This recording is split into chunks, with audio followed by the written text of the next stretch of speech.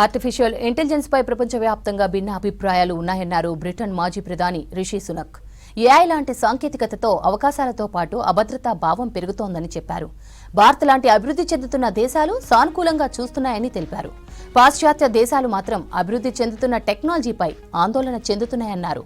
ఢిల్లీలో జరుగుతున్న ఏఐ సమ్మిట్లో పాల్గొన్న సునక్ మెటాకు చెందిన అలెగ్జాండర్ వాంగ్తో కలిసి చర్చలో పాల్గొన్నారు. And they said to me, you know what, Daddy? They said, if AI takes over the world, we want to have been kind to the AI. And I thought that was good insurance policy. But it kind of, it touches on this anxiety. They're very wise. Yeah, in that maybe. Across the world, we're seeing these different attitudes towards AI. In countries like India, where we are, there's enormous optimism and trust. And then actually in Western countries, we're seeing that anxiety is still the kind of dominant feeling towards AI.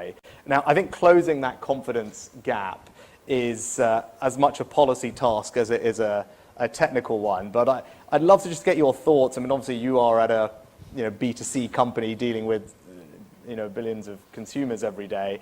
How do you think about this trust question?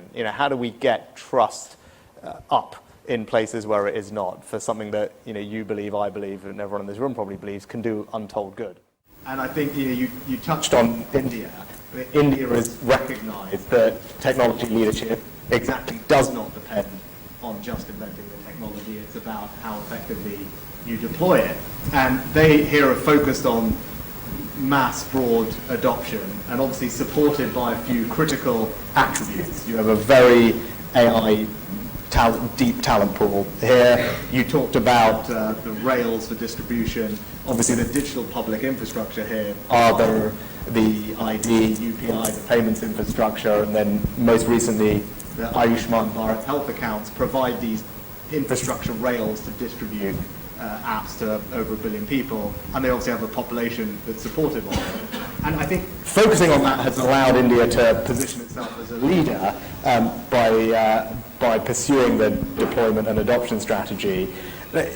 But thinking about that, what are those critical attributes that government has to get right? If we want to turn your aspiration into a reality about agentic government, about delivering for our citizens, I think government does need to think about things differently. It needs to build the architecture around deployment and diffusion, whether it's skills, whether it's compute, whether it's regulation, but crucially probably also data, which is something that you know better than most. So maybe if we start there and then broaden it out, if I'm sitting as a government leader, as many people in the audience are, and trying to figure out what do I need to get right, what are the building blocks to deliver this thing properly.